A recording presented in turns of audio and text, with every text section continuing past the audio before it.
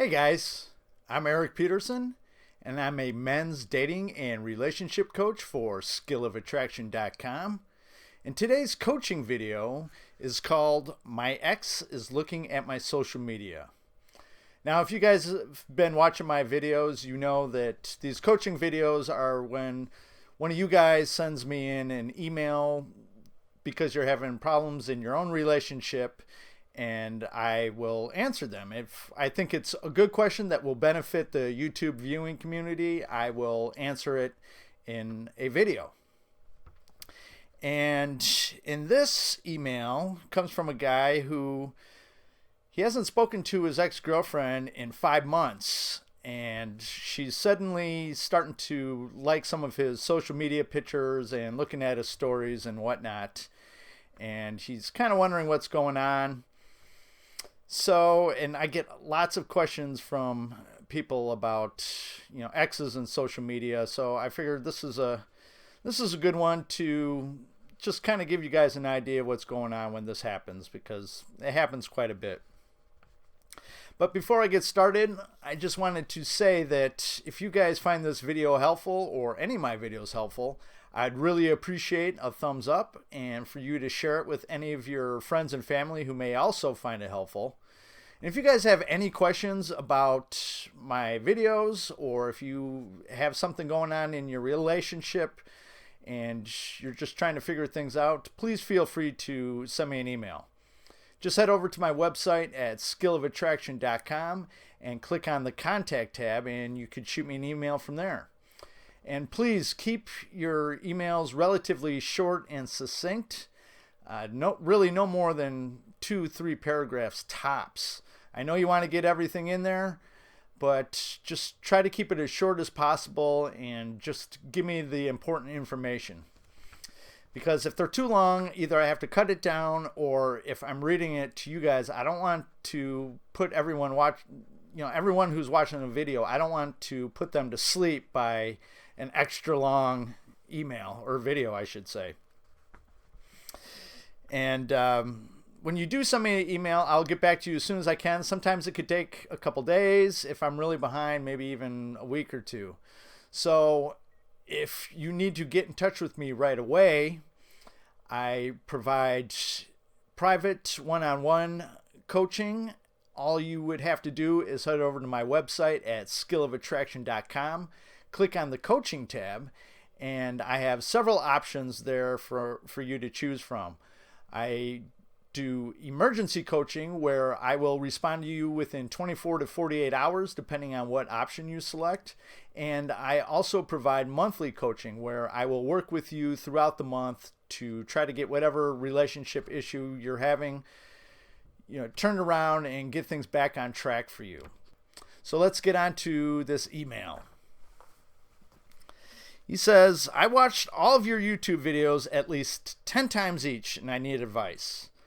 Wow, thanks, 10 times. I really hope you learned something from them. My ex and I were together for 3 months in a long-distance relationship. Just so you guys know, long-distance relationships rarely work. I mean, there are exceptions. If you guys were together and maybe one or both of you had to move, and you were working hard at making sure that you visit each other or see each other face to face, because you need some sort of physical intimacy to, keep the romance alive and maintain the romance. Otherwise, you're really just phone friends or chat buddies, or however you communicate. Because, like I said, there's no touching or kissing involved, and the relationship is gonna eventually die. Or the other option that will happen is one or both of you will inevitably end up cheating. I mean, you could stay committed to the other person, but if there's no physical intimacy, the romance is going to eventually die out. That little spark, that flame that burns in between you two is going to just fizzle out. So if you are in a long distance relationship, you have to figure out a way to see each other face to face and be in each other's company at least once in a while. Other than that, I would recommend, Skype or FaceTime dates. The week after I visited her in person, okay, so you did see her in person, she broke up with me. She said she heard some rumors about me and didn't appreciate what she heard. We never even had one argument. Well, what did she hear? And who did she hear these rumors from? I mean, do you guys have friends in common? Or did she just hear this from random people on the internet? You didn't go into detail here, but I would have definitely questioned that if you don't know. He says it's been 5 months since my ex and I broke up, and we have not contacted each other since then. I told her I'm not interested in a friendship, that I only want her as my girlfriend, and if she changes her mind, to give me a call. Well, you did a good job there. I mean, you definitely handled that right. You never want to agree to friendship after a breakup. And the reason why is because, one, it's going to be like emotional torture for you if you start to hear about her dating another guy or you see them together. I mean, it's just going to drive you absolutely crazy. And the other reason is, I mean, you're basically a backup plan. She's keeping you, in the background, just in case things don't work out with a new guy, if she's seen a new guy, or she's keeping you in the background, just as a safety net in case she can't find anyone else.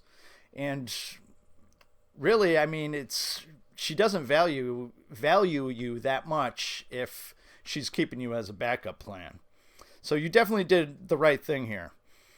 And another reason, too, is that if you agree to friendship, it really communicates your lack of self-respect, and women will never love a man that they don't respect. It's just not going to happen.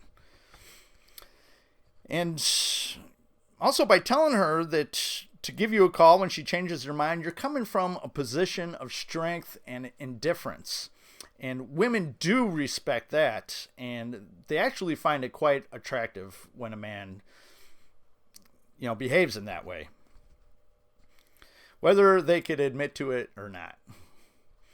About 2 months after the breakup, she started viewing my WhatsApp stories, but I never viewed hers, nor did I click like on any of her photos on social media she's posted since the breakup. Well, I got to commend you there. I mean, if that's true, that takes a lot of self-control. I mean, most people just can't keep themselves from looking at their ex's social media. And if you are going through a breakup, I highly recommend to do whatever you can not to look at your ex's social media.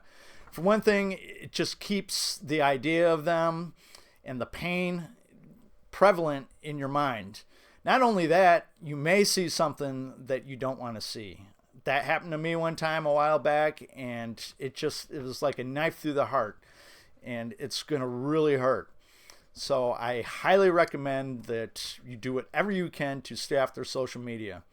I don't usually recommend blocking people, but if that's what it takes to help you move on, then you should do it. 2 weeks ago, I posted 2 different photos on the same day. One on Facebook, where I changed my profile pic, and added a photo on Instagram, and she clicked like on both of them. I also added a video to my Instagram story last week, and she viewed it. I won't reach out to her first, but do you think she will contact me, or am I thinking too much into the situation? Well, obviously, I can't predict what she's going to do from here on out, but her actions definitely seem like she's missing you and trying to get your attention for some reason. I mean, this happens a lot with exes. Once they start becoming curious or they start missing you, they start going on to your social media. And it doesn't necessarily mean that they want to get back together. I mean, maybe they're just curious. Maybe they just want to see if you're dating someone else. But it's more than likely that she's trying to get some sort of reaction out of you, maybe trying to get you to contact her. But you're doing the right thing by not reaching out to her first. I mean, after all, she was the one that ended things with you. So what I would do is I would just continue doing what you're doing, keep moving forward with your life. And if she does reach out to you, that's great. I mean, you could take it from there. I mean, maybe you don't want to talk to her again. I don't know. You didn't make that part clear. But if she doesn't reach out to you, I mean, then you know that you would have been wasting your time with her anyway. So it's really kind of a win-win situation here. So for all of you that are going through a breakup and maybe your ex is snooping around on your social media, if they start clicking like or commenting on your social media, I do not recommend that you respond to that. What you want, like I said, it's just kind of a roundabout way to get your attention and to see how you're going to react. Maybe try to get you to contact them. But the problem is well, it's not really a problem, but what you want from them is you want them to reach out to you directly before you make any kind of communication with them. Because by you not reaching out to them, what's going to happen is if you are that important to them, it's going to force them to take things to the next level.